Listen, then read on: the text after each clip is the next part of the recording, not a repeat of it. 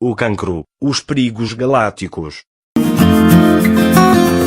O ser humano, que habita este planeta, que não é mais do que um grão de areia, neste deserto caótico, que é o universo, sim, porque o universo é o caos, sofre a influência de elementos estranhos ao ser humano e ao próprio planeta, a que chamamos Terra, e que é nossa casa.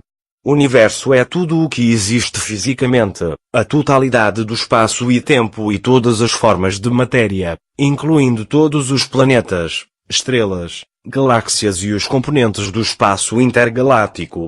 O termo universo pode ser usado em sentidos conceituais ligeiramente diferentes, denotando conceitos como o cosmo, o mundo ou a natureza. O universo observável tem de raio cerca de 46 mil milhões de anos-luz. Observações sugerem que o universo é governado pelas mesmas leis físicas e constantes durante a maior parte de sua extensão e história. Raios cósmicos são partículas extremamente penetrantes, dotadas de alta energia, que se deslocam a velocidades próximas à da luz no espaço sideral, sendo o mais perigoso e mortal para o ser humano. Portanto, raios cósmicos não são raios, mas partículas. Para ter uma ideia do que estamos a falar, basta referir que cerca de 65 milhões de neutrinos atravessam cada centímetro quadrado do nosso corpo, a cada segundo.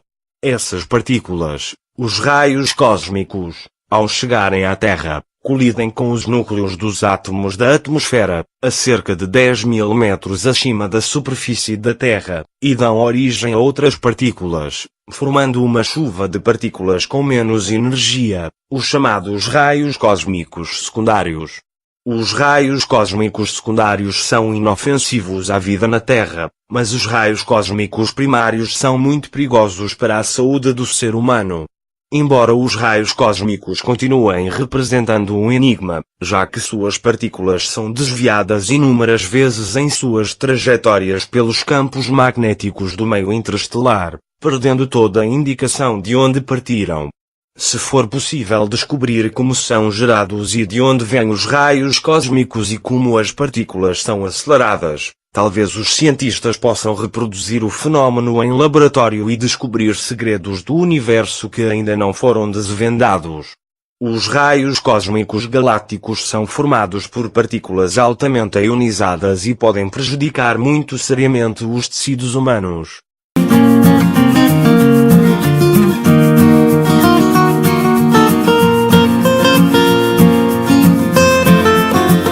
A seguir aos raios cósmicos, no índice de perigosidade para o ser humano, temos os raios ultravioletas. A radiação ultravioleta faz parte da luz solar que atinge a Terra. Ao atingir nossa pele, os raios ultravioletas penetram profundamente e desencadeiam reações imediatas como as queimaduras solares, as fotoalergias, alergias desencadeadas pela luz solar e o bronzeamento.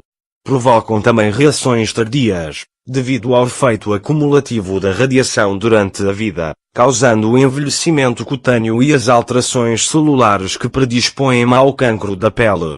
A radiação ultravioleta que atinge a Terra se divide em radiação ultravioleta tipo A e radiação ultravioleta tipo B, já que a radiação ultravioleta tipo C, que são os mais perigosos para a vida na Terra, são bloqueados pela camada de ozono.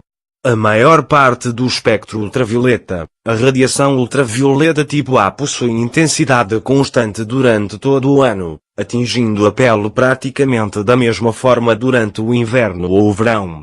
A radiação ultravioleta tipo A penetra profundamente na pele e suprime o sistema imune, sendo a principal responsável pelo fotoenvelhecimento.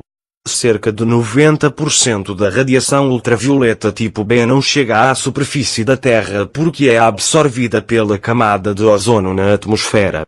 A radiação ultravioleta tipo B penetra menos profundamente que a radiação ultravioleta tipo A e são eles os responsáveis pelas queimaduras solares. A incidência da radiação ultravioleta tipo B aumenta muito durante o verão, especialmente nos horários entre 10 e 16 horas. Quando a intensidade dos raios atinge seu máximo.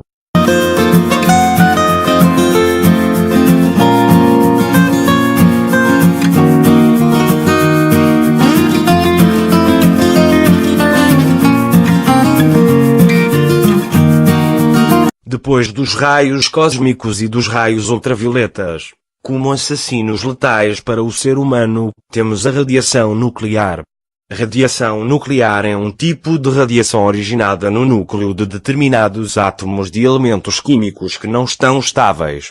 As radiações nucleares podem ser de vários tipos, mas, principalmente, partículas alfa, partículas beta e radiação gama. A radioatividade natural ou espontânea é a que se manifesta nos elementos radioativos e nos isótopos que se encontram na natureza e poluem o meio ambiente. O urânio é um elemento natural. Uma utilidade interessante de isótopos radioativos naturais diz respeito ao carbono 14.